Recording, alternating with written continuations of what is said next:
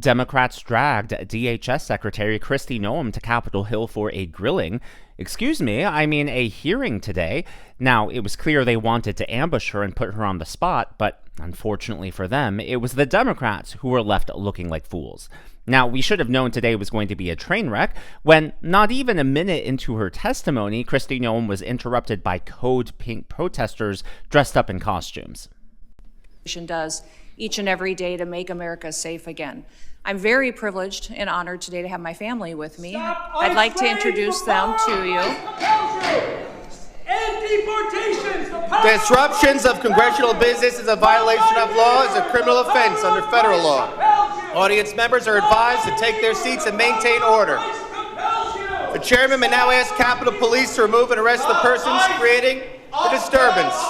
Get ICE off our streets! Stop terrorizing our community! Get ICE off our streets! Stop terrorizing our community! Get ICE off our streets! Stop terrorizing our community!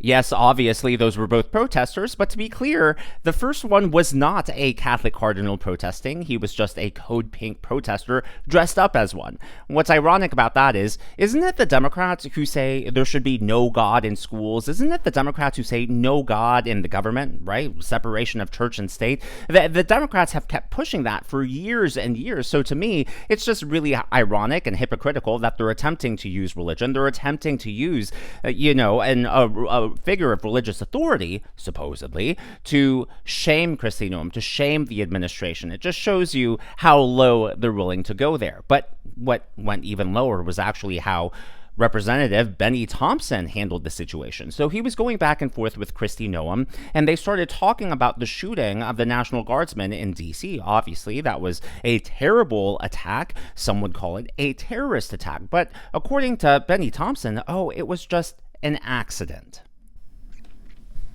NCTC reference the unfortunate accident that occurred with the National Guardsman being killed. You think that was an unfortunate accident? It was a terrorist attack. Wait. Look, I'll get it straight. Then you can He shot our National Guardsman in the head. Look, Mr. Chairman, will you direct the witness to allow me to ask my question? It was an unfortunate situation, but you blamed it solely on Joe Biden. Well, of course it's Joe Biden's fault. He's the one. Don't forget this.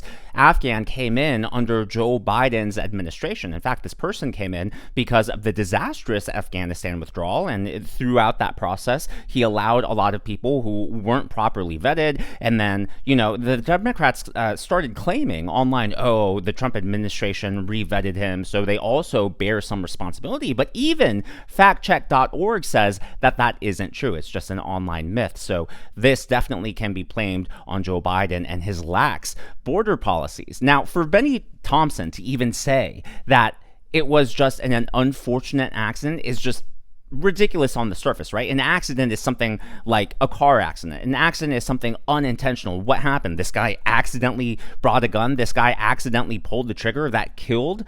It shows you on the surface that this wasn't a serious hearing. They were just trying to score political points. They were just trying to embarrass Kristi Noem and the administration. But the worst part of this hearing was when the Democrats attempted to use veterans to score cheap political points. They accused the Trump administration of deporting veterans, including those who were shot during their service.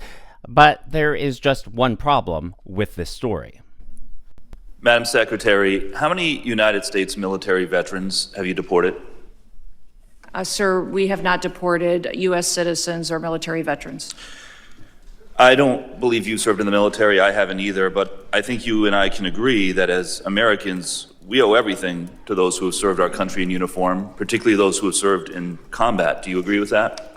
Sir, I believe that people that are in this United States that are citizens have legal status here. Madam Secretary, we are joined on Zoom by a gentleman named Se-Jun Park. He is a United States Army combat veteran who was shot twice while serving our country in Panama in 1989. Like many veterans, he struggled with PTSD and substance abuse after his service. He was arrested in the 1990s for some minor drug offenses, nothing serious. He never hurt anyone besides himself, and he's been clean and sober for 14 years. He is a combat veteran, a Purple Heart recipient. He has sacrificed more for this country than most people ever have. Earlier this year, you deported him to Korea, a country he hasn't lived in since he was 7 years old. Will you join me in thanking Mr. Park for his service to our country? Sir, I'm grateful for every single person that has served our country and follows our laws. Can you please tell and knows Mr. that our Park laws why are you important deported and him? Every one of them needs to be enforced. But you understand that many veterans struggle with PTSD, many veterans struggle with substance abuse challenges. This man took 2 bullets for our country. You have broad authority, by the way, as Secretary, to issue humanitarian parole, to do deferred action. Will you commit to at least looking at Mr. Park's case to see if you can help him find a pathway back to this country that he sacrificed so much for? I will absolutely look at his case, but I want you Thank to remember that Madam our Secretary, the programs man need to have behind you, integrity as please well. stand up, sir. His name is Jim Brown from Troy, Missouri. He is a Navy combat veteran who served our country in the Gulf War. He's married to a woman named Donna, who came to our country legally from Ireland when she was 11 years old. She has lived here for 48 years. Because of you, Jim's wife, Donna, has been in prison for the last 4 months. She did not come here illegally, and she has never committed any crime other than writing 2 bad checks totaling $80 10 years ago. She is currently in prison and facing deportation. Ms. Noem, will you thank Mr. Brown for his service to our country? Thank you, Mr. Brown, for your service to our country. Now, what possible explanation can there be for locking up his wife for 4 months when she has committed no crime other than writing a couple of bad checks for $80?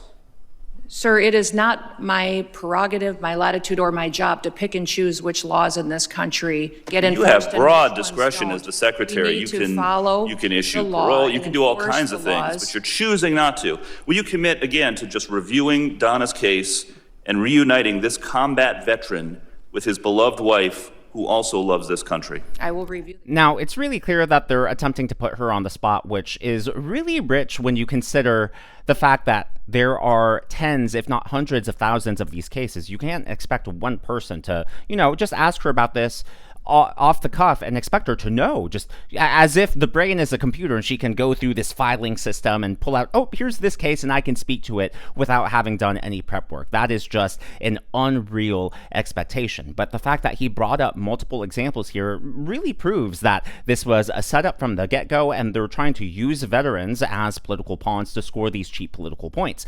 Now, he talked about the veteran that the administration supposedly deported, but there's just one problem here. Like I said, I don't expect Kristi Noem to know all of these cases just off the top of her head, so I'm not blaming her at all for not knowing this. But a simple Google search will show you that this case has actually been covered in the mainstream media. This is according to NPR. Keep in mind, this isn't even Fox News, but rather a lefty government-funded organization, NPR. Purple Heart Army veteran self-deports after nearly 50 years in the United States. And here they're talking about the same Mr. Park. So he self-deported from the U.S. I don't know about you, but to me, a self-deportation is not the same thing as the government actually deporting him. On top of that, according to Hawaii local news, because he self-deported from Hawaii, take a look at this. In 2010, an immigration judge issued him an order for removal. On top of that, he appealed to the Board of Immigration Appeals that same month, and that appeal was dismissed in 2011. Who was president in 2010? Who was president in 2011? Oh, that's right, Barack Obama. So he was supposed to be deported several administrations ago under a Democratic president. When was there outrage against Barack Obama? When was there outrage against his vice president, Joe Biden? The fact that he was supposed to be deported in 2010, he's now overstayed that 15 years, and he just self-deported, and then all of a sudden you're going to try to blame the Trump administration for this? Give me a break. Next, we turn to Representative, I don't mean to give him a promotion because he definitely does not deserve a promotion, Sri Thanedar, who, of course, has been in the headlines lately. And this just proves, lover or hater, I know she's a controversial figure, even within MAGA, but Kristi Noem, well, she sure is quick on her feet. I am sick of your lies. The American people are sick of these lies. American people demand truth. America is very happy that finally they have a president in the White House that gets up every day to keep them safe. Madam Secretary, your incompetence and your inability to truthfully carry out your duties of Secretary of Homeland Security. If you're not fired, will you resign? Sir, I will consider your asking me to resign as an endorsement of my work. Thank you very much. Yeah, they're supposed to be quiet during these hearings, and even at the end of the clip, you can hear the people in the room starting to gasp just at how quickly she dropped the mic right there. Just a brilliant moment.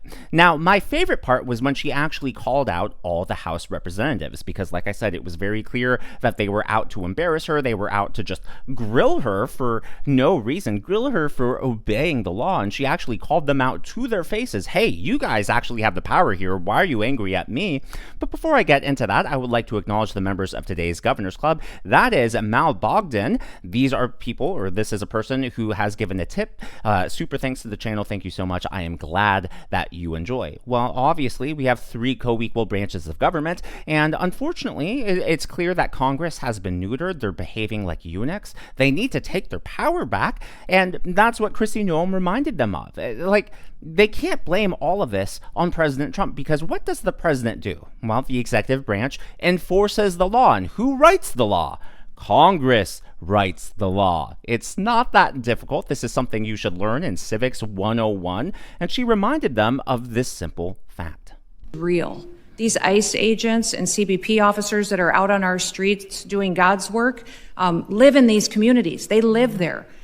These are their families and their neighbors that they're protecting, and they get up every day and do that job because they believe in their mission. They take an oath, and they are honorable men and women who are serving with greatness during a challenging time when activists and radicals attack them and put their lives in danger. I think it's shameful to see the defense of individuals who break our laws. We are a nation of laws. If we are not a nation of laws, we're no nation at all. And that is what we are doing every day, is following those. If you guys don't like the law, go change it. That's your job. You don't complain. I was raised by a dad who said we don't complain about things. We fix them. Well, go fix them. If you don't like the law, quit bellyaching, quit hitting and attacking our ICE officers, quit going out and protesting and screaming vile things at them, quit calling them names. We wouldn't let our children do that. Go do something that actually matters by having an honest debate and changing the law. That's your jobs. You all should be fired, in my viewpoint. I agree. Thank you so much. She was spot on in that. But on top of that, yes, people in the House of Representatives have been participating in these protests. They've been obstructing ICE officers from doing their job. Lavonica McIver, for example, is going to be she is under investigation, and she's going to face all of this. She's going to have her day in court.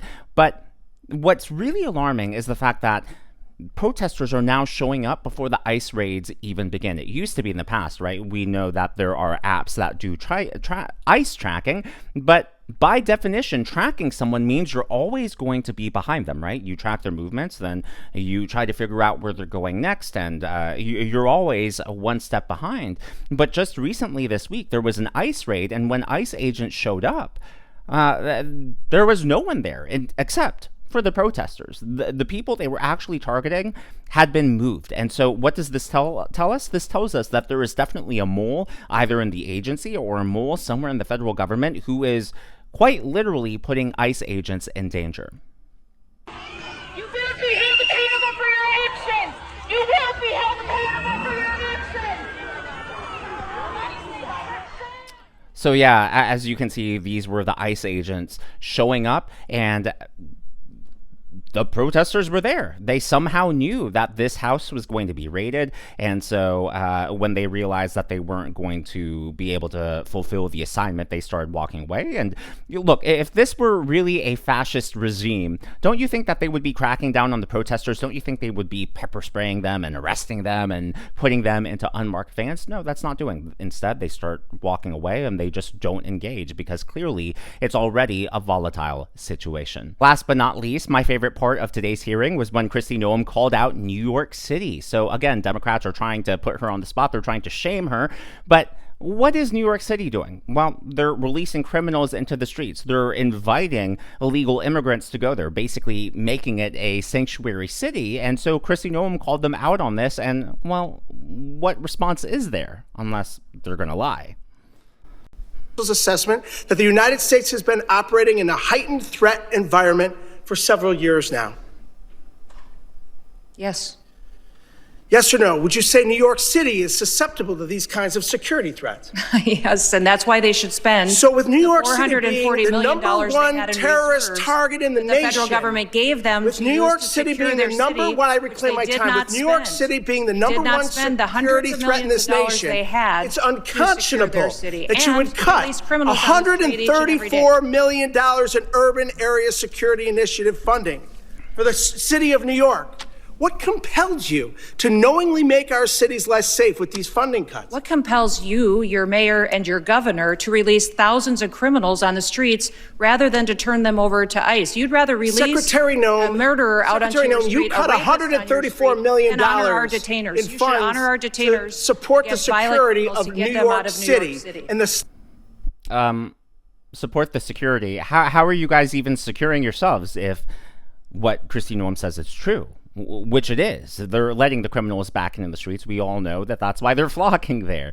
It's just an absolute joke. And the Democrat representatives, they should know better than this. There's no way they think we're that stupid unless they're as haughty as we think they are. As always, though, all of this is just my analysis and commentary. This is what's happening in the world of politics from my point of view, and I would love to hear from you. So out of all of these clips, which one was your favorite moment? Let me know your thoughts down in the comments below. My favorite moment has to be when she turned it around on Representative Thrinidar and said, well, if you want me to resign, I'll take that as a compliment. I love when politicians and leaders are able to think quickly on their feet. It's just electric to me. So that by far was my favorite moment. Let me know yours down in the comments below. If you haven't already, please be sure to leave me a thumbs up. I know it's a simple thing to ask for. Look, I had teased earlier in the year that I was going to do a piano live stream taking requests. I did that last Christmas, and I want to turn it into a holiday tradition, a Christmas tradition here on the channel. But because of recent events, most notably just me injuring my back, and then coincidentally my aunt is treating me to a cruise. I'll be leaving this weekend.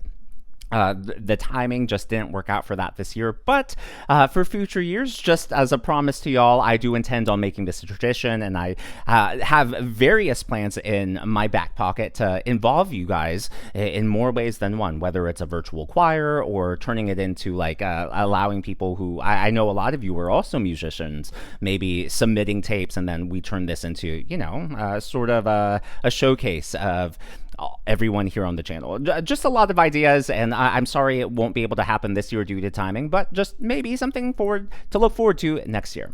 Be sure to smash that subscribe button and to check out one of these videos.